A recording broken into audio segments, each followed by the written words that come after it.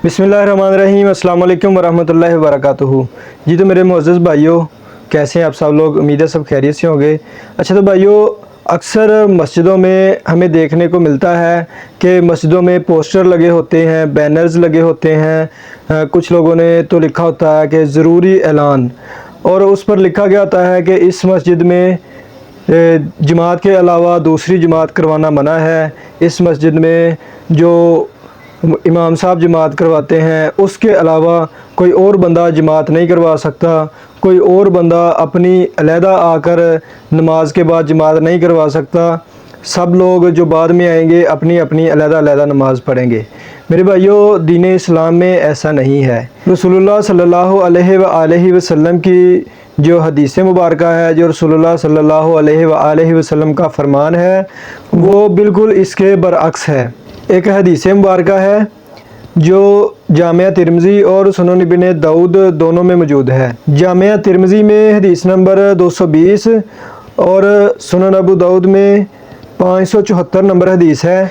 हज़रत अबू सईद खुदरी रज़ी अल्लाहु अन्हु इरशाद फरमाते हैं, एक शख्स मस्जिद में आया तो उस वक़्त रसूलुल्लाह सल्लल्लाहु अलैहि वसल्लम नमाज़ पढ़ चुके थे।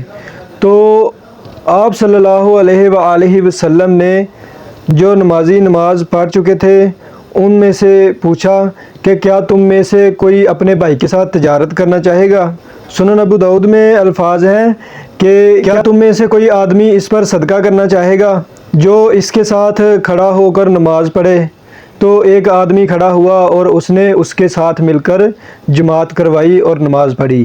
तो मेरे भाइयों, इस हदीस से हमें ये पता चलता है कि नमाज के अलावा अगर कोई बंदा नमाज से पीछे रह गया है, जानबूझकर नहीं छोड़ी, गलती से पीछे रह गया है, टाइम की वजह से, किसी और मसरूफियत की वजह से पीछे रह गया है जमात से, वो मस्जिद में आया है, तो जो पहले लोग नमाज़ पढ़ चुके हैं उनमें से या कोई उसके साथ मिल जाए ताकि वो बंदा भी जमात का जो सवाब है वो हासिल कर ले।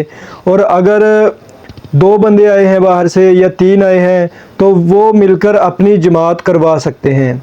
इसका हुक्म रसूलुल्लाह सल्लल्लाहु अलैहि वसल्लम ने अपनी हदीस मुबारक में दिया है। तो जो लोग ऐसा करते हैं, इस तरह के बैनर्स लगाते हैं मस्जिदों में, उन्हें इन अहादीस से सबक हासिल करना चाहिए और रसूलुल्लाह सल्लल्लाहु अलैहि वसल्लम की सुन्नत के मुताबिक एक जमात के अलावा दूसरी जमातों की भी इजाज़त होनी चाहिए।